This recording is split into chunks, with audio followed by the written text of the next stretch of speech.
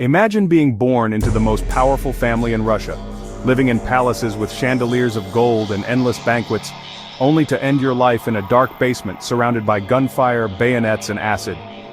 This is the tragic and chilling story of the Romanov family's downfall, but behind the famous version you may have heard in school are shocking, little-known details that will leave you questioning everything about how the Russian monarchy really ended.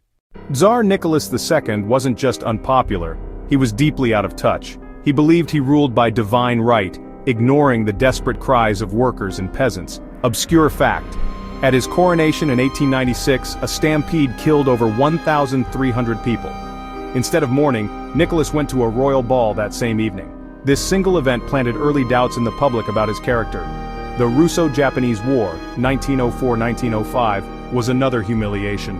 Russia lost to what Europeans then called a lesser power, shattering the empire's image. Then came Bloody Sunday in 1905. Peaceful protesters marching for reforms were gunned down by the Tsar's guards. Many Russians referred to Nicholas afterward as Bloody Nicholas. World War I brought disaster, food shortages, inflation, and mass deaths on the battlefield. Nicholas made the fatal choice of taking personal command of the army. When Russia lost, the blame was on him. Meanwhile, back in Petrograd, his German-born wife Alexandra was increasingly hated. People whispered she was a spy. Enter Grigory Rasputin, the mad monk who seemed able to heal their sick son Alexei from deadly bleeding fits of hemophilia. Obscure fact: Rasputin once wrote a chilling prophecy that if he were killed by government officials, no one in the royal family will remain alive within 2 years. He was murdered in 1916, and less than 2 years later, the Romanovs were dead. By March 1917, revolution swept Petrograd. Nicholas abdicated, ending more than 300 years of Romanov rule. The family wasn't immediately doomed. Many expected they'd be exiled, maybe to Britain, where Nicholas's cousin King George V was king. Little-known twist. At first, the British government did consider offering asylum, but George V, worried about public backlash and revolution spreading to England, suddenly withdrew the offer. That betrayal sealed the Romanovs' fate.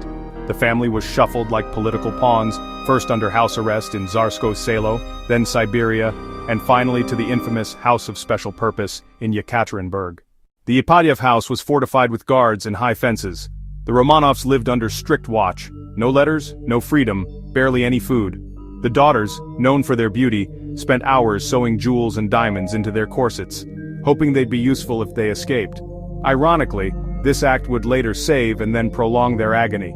Obscure fact: the guards taunted the family, carving graffiti into the walls.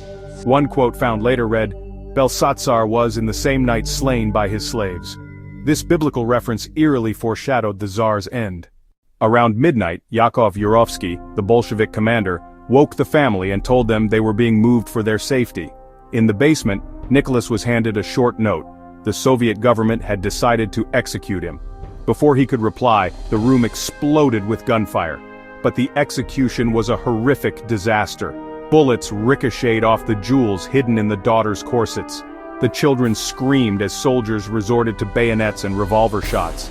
The scene took nearly 20 minutes, not the swift execution many imagine. The bodies were stripped, burned with acid, and buried in a forest pit. Some remains were moved to confuse investigators. For decades, their graves were hidden from the world. At first, the Bolsheviks lied. They announced only Nicholas had been executed, not the rest of his family. Lenin feared backlash if the truth spread too quickly. For decades, rumors swirled that one of the daughters had survived. Imposters like Anna Anderson claimed to be Anastasia, fueling myths and Hollywood stories. The truth only emerged in the late 20th century when the remains were exhumed and confirmed by DNA testing in the 1990s. Obscure fact: 2 of the Romanov children's bodies, Alexei and one sister, weren't discovered until 2007, nearly 90 years after their deaths. The murder of the Romanovs wasn't just the end of a royal family. It was the symbolic death of old Russia itself. It was brutal, messy, and covered up for decades, leaving behind a haunting legend. And even today, questions linger. Did Lenin himself directly order it? Could the family have been saved? Or was their fate sealed the moment Nicholas ignored the suffering of his people? What do you think? Was the Romanov massacre inevitable? Or a tragedy that could have been prevented? Let me know in the comments. And if you love uncovering the darker hidden corners of history, don't forget to like, subscribe, and hit that bell for more videos.